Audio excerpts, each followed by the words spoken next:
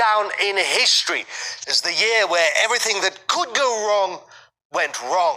A subject that has dominated the news all week. Global hot zones, the coronavirus spreading. Fears grow of a global pandemic. A huge spike in cases in Italy. Crude prices down more than 22% earlier today, the biggest loss since the launch of the Gulf War. The Saudis have launched an oil price war. Markets are getting punched in the face. A decent bottle of wine is now more expensive than a barrel of oil, which, as a consumer, you might think isn't so bad. I mean, cheaper fuel. Trump seems to think it's good. Good for the consumer. Gasoline prices coming down. So here's my question. What's the point of cheap fuel when you can't drive or fly anywhere because of an epidemic, because of quarantine? Airlines are clearly not going to stock up on kerosene. All sorts of derivatives, fuel derivatives, will experience less demand as traveling goes down. That is going to be one of the factors that will likely keep the oil price depressed. Now you're starting to get why the whole world, is facing catastrophe. It isn't just one problem, it's many, and they feed each other. They multiply each other. First, the airlines suffer. Fuel's cheap, but no one's flying anywhere. No one travels. Tourism collapses, meaning millions of people lose income.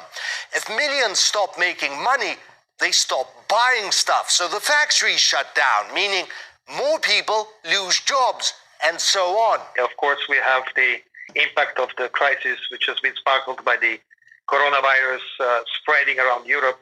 Italy, we've just seen it.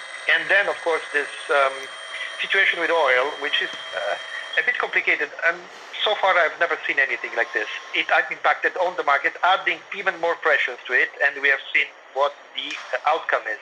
Now we get to the crux of it. Let's take a little trip back to 2008. Here's a graph showing the US debt market in 2008. 2 trillion.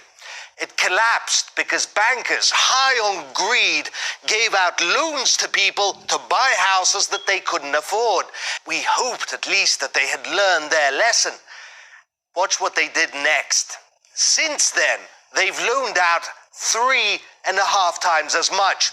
The US shale industry is there, now selling oil cheaper than it cost them to produce.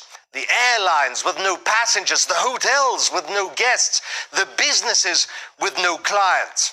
In 2008, the world's economy collapsed because a bunch of people missed their house payments. Now, entire industries are on the verge of falling like dominoes. We have had the worst drop in oil price since the early 90s. Alright, shalom, this is Khalak Sa'an Yasha Allah from the Lions in the Yasha Allah camp.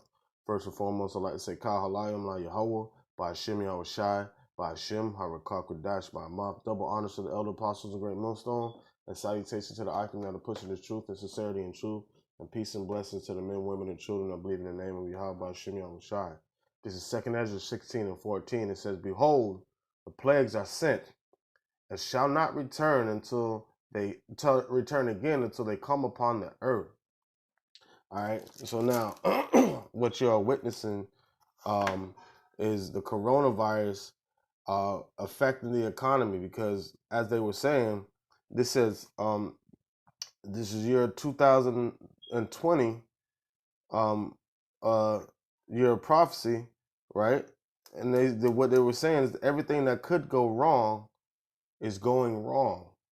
All right, so you have all these plagues that are being sent out, right, by Yahweh, by Hashem Yahweh Shai. All right, and it says, and they won't return again until they come upon the earth.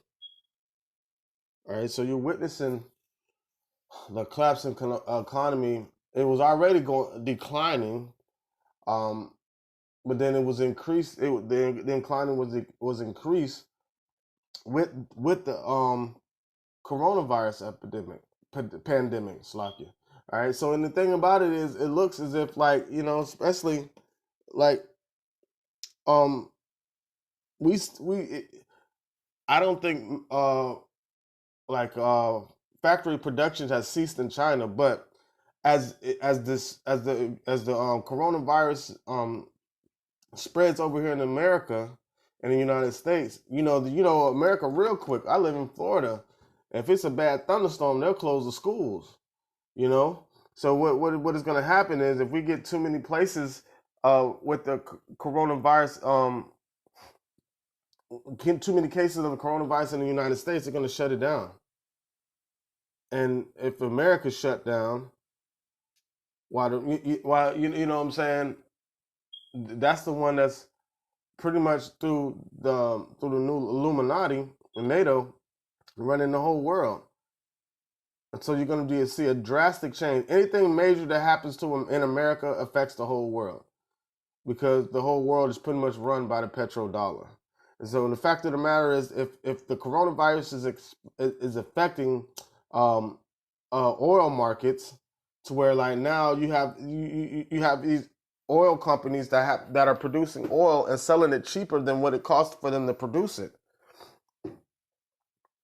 That's what we would call hustling backwards. That doesn't make any sense. So you're seeing the whole world unravel right before your eyes. That's why we go out there on the highways and byways and promote the truth. So what is that going to do? That's going to implement a new system, which is going to be the mark of the beast, the RFID chip, man. All right. Let me get one more scripture.